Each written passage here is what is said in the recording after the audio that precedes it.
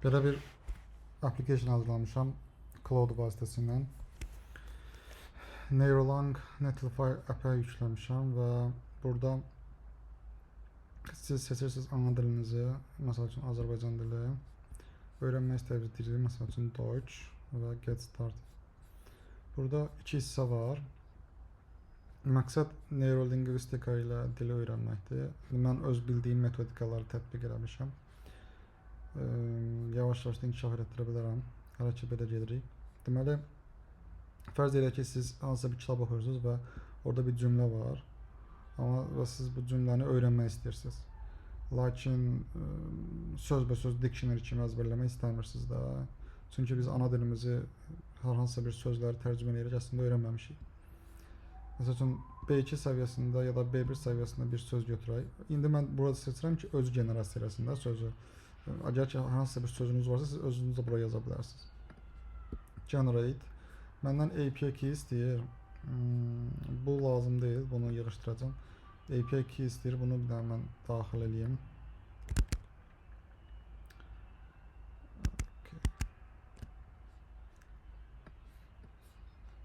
Deməli,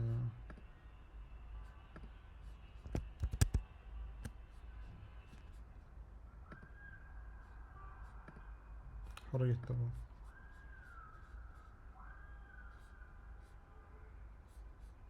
Təzədən. Okay, save. İndi yenidən generate. Login falan istəmir bu arada, rahat işlədirsiniz. Sözləri, cümlələri tapdı. İndi məsəl üçün qısa bir cümlədən də başlaya bilərəm, amma məsələn lap uzun cümlədən başlayaq. Bu nə edir?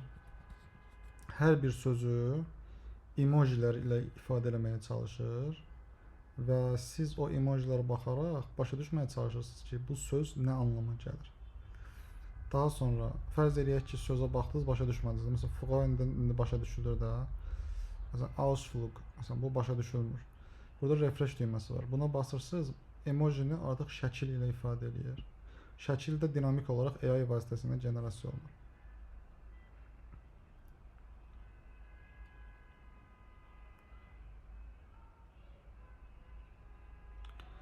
Ausflug. Gəzinti anlamına sanki gəldi.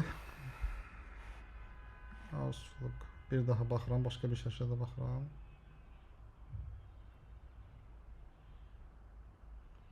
Tamam, çox güman ki, gəzintidir. Əgər ki, səhv başa düşmüşəmsə, yəni dəqiqləşdirmək üçün üzərinə bir dəfə klikləyirəm. O, düppədüz. Gördünüz, yəni tərcüməyə baxmadan, məsələn, bu söz artıq mənim beynimdə çox rahat həkk olunacaq da. Detallı bir şeylər görmək istəyirsinizsə üstünə klikləyirsiniz. Bu sizə artıq detallı izah edir ki, nədir, necədir. Digər tərəfdən şəklin üzərinə klikləyib görə bilərsiniz ki, yəni böyük görə bilərsiniz. Üstəgəl belə bir şey var. Burada puzzle'lar var. Bunu göstərmədən öncə bir dənə buranı göstərim. Bura klikləyəndə bütün cümləni oxuyur. Letztes Wochenende habe ich mit Freunden einen Ausflug in die Berge gemacht. Bu bir. İki, buna basanda isə hər söz-bə-söz oxuyur. Letztes Wochenende habe ich mit Freunden einen Ausflug in die Berge gemacht. Okay, burada bəzi şeylər var. İndi onu siz məsələn Almanca bilənlər görür də. Məsələn, aynən fərqli, yəni dəxilsizdir də. Çünki bunlar elə bil ki,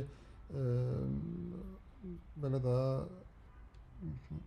necə deyim, qrammatik, nə deyirlər buna, artikellardır da və bunlar düzdür, fərqli edə bilir. Mən bunları dəymədim.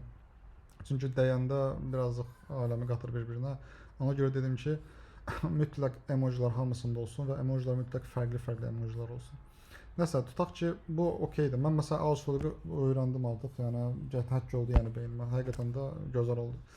Puzzle-a gəlsən, burada həmin cümləni düzgün qurmağa çalışırsan. Bəli, əlbəttə ki, yəni burada hardasa qrammatika lazım olur insana. Amma dirəşib qrammatikasız da məncə eləyə bilərsiniz, mənə elə gəlir. Düzdür, burada artıq əzbərçilik falan lazım olacaq. Məsəl üçün, sən artıq azdan çoxdan bir şeylər bilməlisən də mənə elə gəlir. Müəllimlər daha yaxşı bilər, amma Məsələn, HB ilkdən öncə gəlir falan və yaxud da ki, fail sona getdi məsəl üçün. Bu tip şeyləri illaki bilmək lazımdır. Amma mən məsələn xatırlayıram Duolingo-nu eləyəndə bir çox şeyi strukturasını sadəcə olaraq beynimə oturmuşdu. Sonra kursa gedəndən sonra artıq müəllim izah eləyəndə hə dedim ki, mən bunu bilirəm. Sən demə buna görə beləymiş. Sözümün özü bu cümlə oxuyaraq da 1 2 3 4 artıq tutursan ki, hə feil gəldi sona, əvəzlik burdadır, şəxs əvəzliyi burdadır və s. Sonra match var. Matchdə isə sözləri şəkillərlə uyğunlaşdırırsınız. Daha sonra başqa da bir şey yoxdur.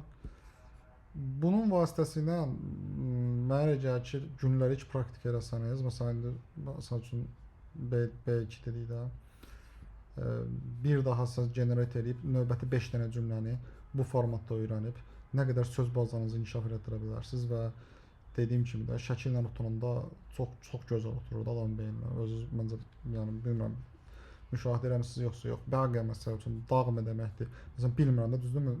Çünki şəkil biraz səhv də ola bilər də. Məsələn refresh elətdirək.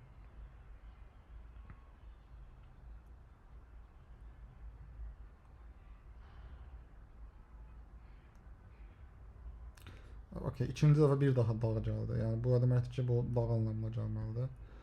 Dağlar, bəqə. Çiçək kimi yəni. Berge. Bəqə. Bu qədər. Xeyirli uğurlu olsun. İşlərin xeyrini görün. Maçı.